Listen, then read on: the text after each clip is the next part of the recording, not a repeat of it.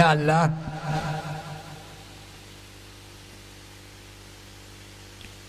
नबी करीम सल्लल्लाहु अलैहि वसल्लम का फरमान है, मन काला ला इलाहा इल्लल्लाहु अलफ मर्रतिन इल्ला बित्तहकीक फहुवा काफिरुन।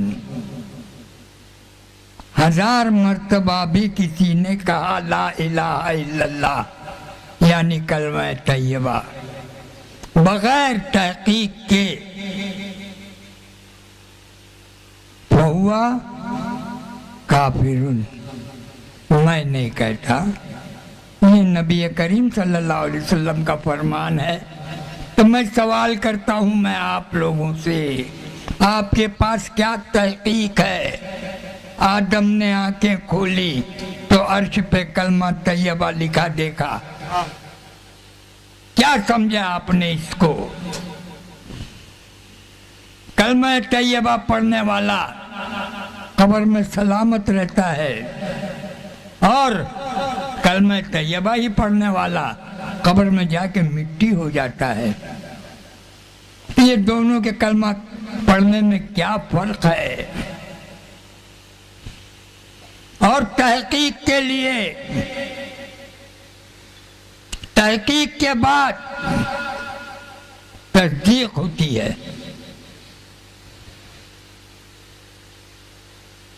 तहकीक के बाद तस्दीक है।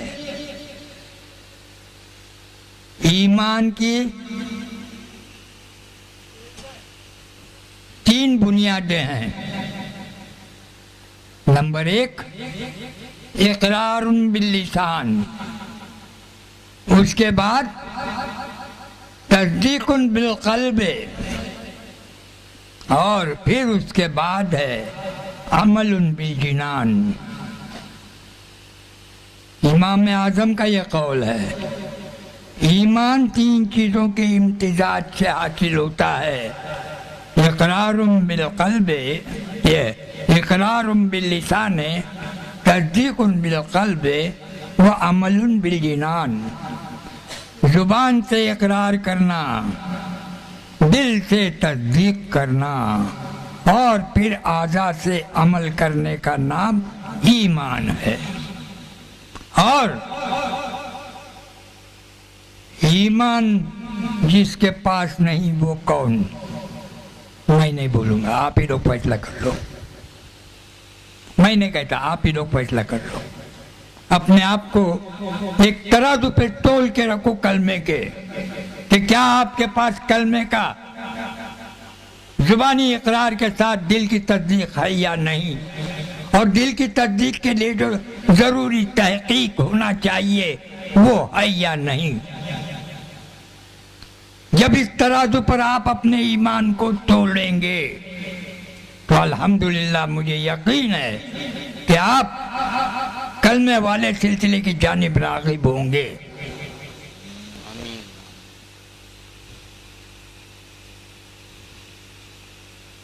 हम बड़ा बोल नहीं बोलते, हम जिस चीज का दावा करते हैं उसकी दलील भी हमारे पास रहती है। अगली जुमा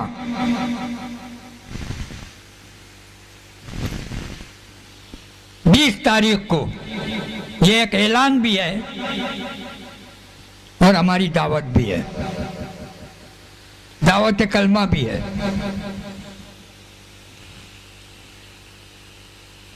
रायगढ़ गोरेगांव 28 तारीख को, आज 20 हुई है, पूरे 8 रोज बाद 28 तारीख को रायगढ़ गोरेगांव में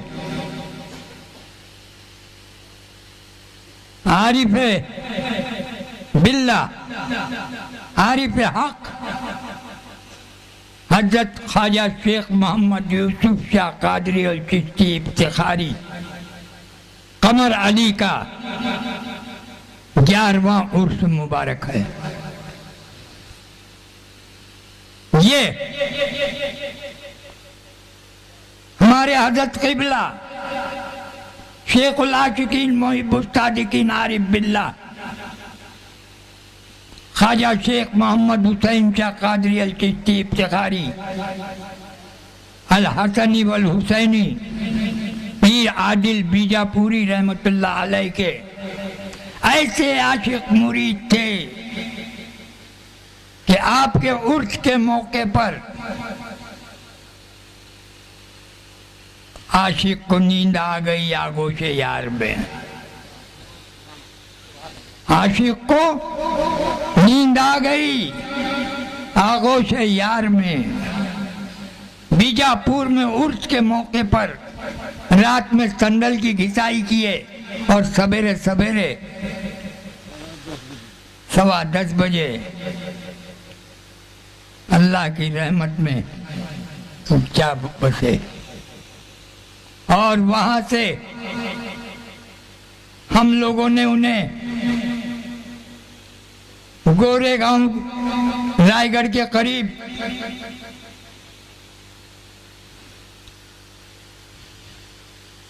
एक गांव में,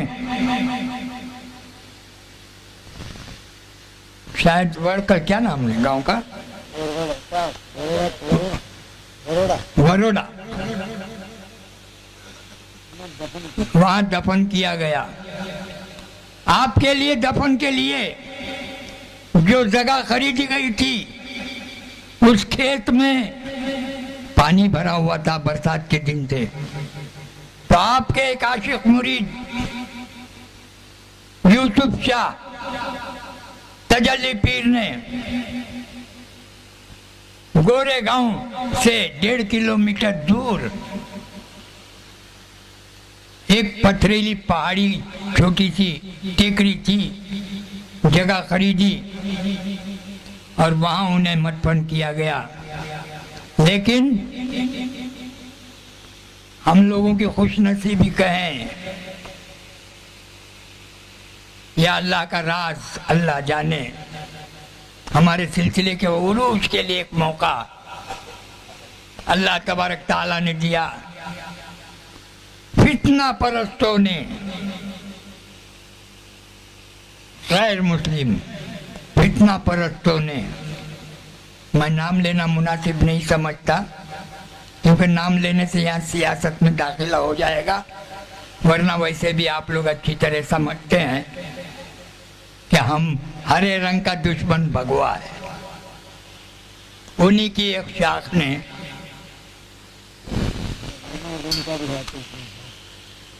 और इसमें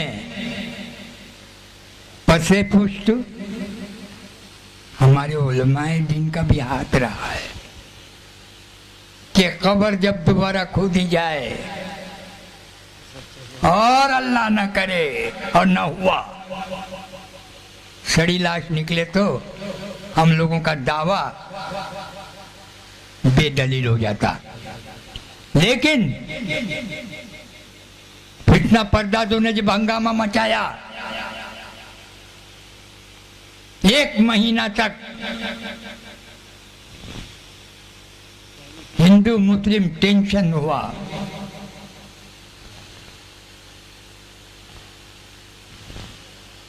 मुतासिब हजरात खुल खेलने लगे,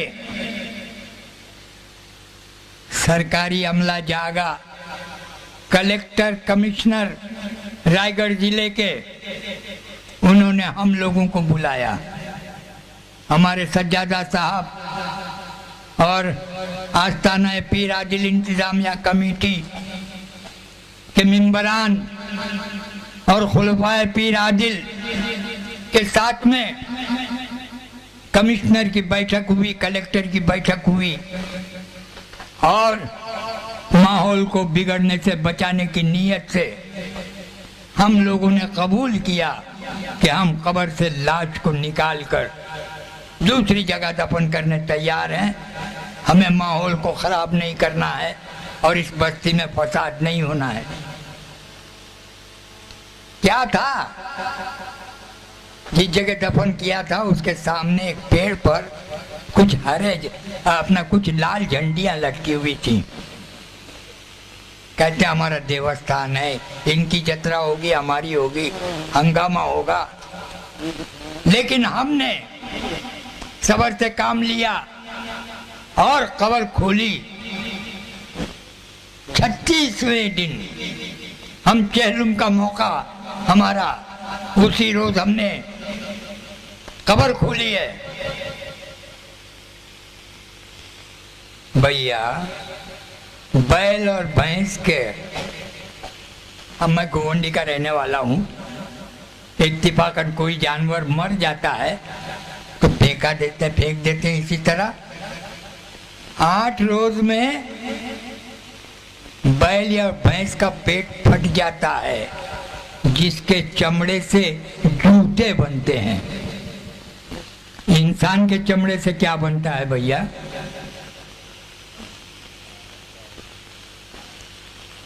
छत्तीस रोज बाद जब लाश कब्र से बाहर निकाली गई तो जैसी की वैसी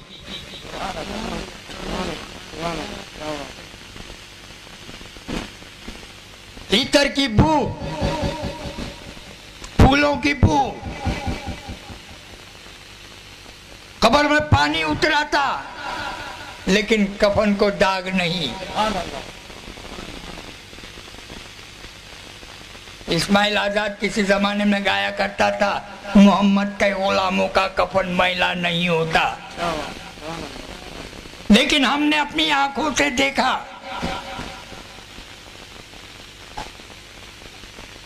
उस बुजुर्ग का उर्स है। सिलसिले के मुरीदीन को तो वहां जाना ही जाना है, और मैं आप सभी लोगों को दावत देता हूं, अगर चलना चाहते हो तो शांति नगर में मेरी खानका पर आए। बस का इंतजाम किया हूं, 250 रुपया कराया है। 28 तारीख की सुबह 6 बजे बस निकलेगी। तो हजरात, हम बका का, सलामती का दावा करते हैं। हमारे सामने ये एक दलील है। मैं तो नहीं जा सका, लेकिन मेरे भाई यहाँ बैठे हैं।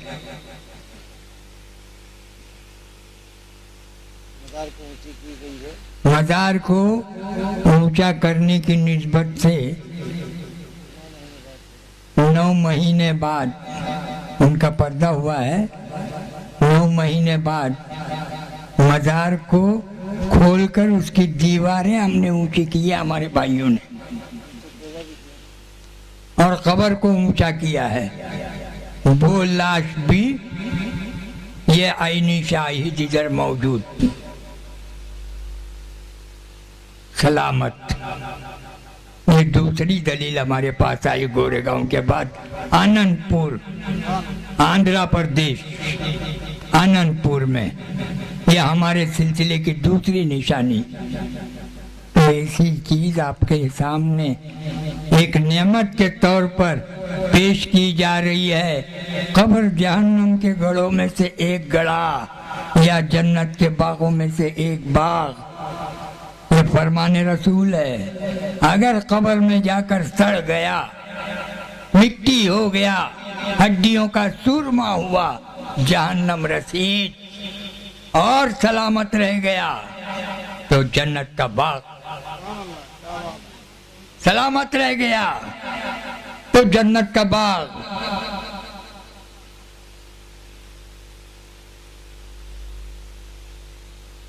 कब्र ही जन्नत बताए, घर सलामत हो जसद। कब्र ही जन्नत बताए, घर सलामत हो जसद।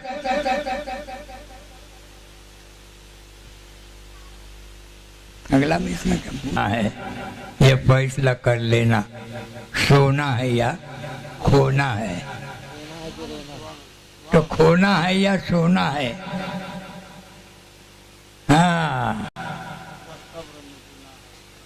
है, न कुछ पा रहा बल्कि सब खो रहा है।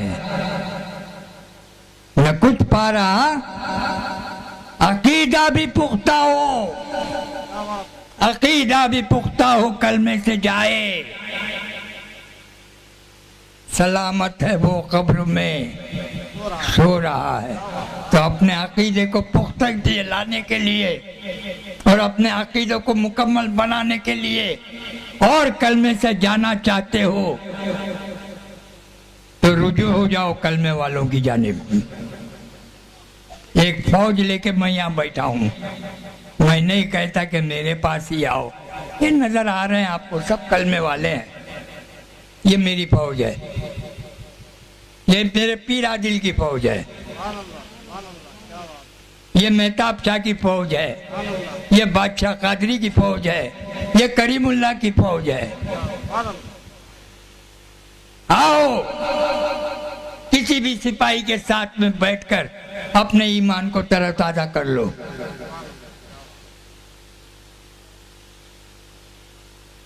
और अपने दीन को, अपने ईमान को सही राह दो।